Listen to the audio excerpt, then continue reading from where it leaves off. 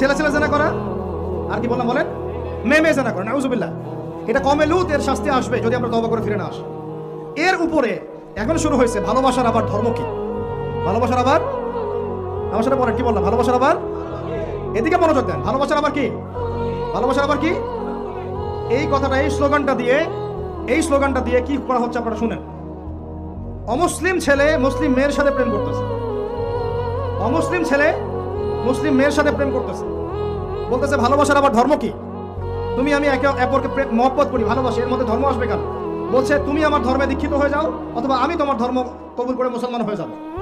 এই মিথ্যা কথাগুলো প্রলোভন দিয়ে এখানে ওখানে পার্কে নিয়ে গিয়ে চটপটে ফুচকা খাওয়ায়, কফি শপে নিয়ে গিয়ে এভাবে আস্তে আস্তে আস্তে আস্তে মেয়েদেরকে লাইনে নিয়ে আসতেছে।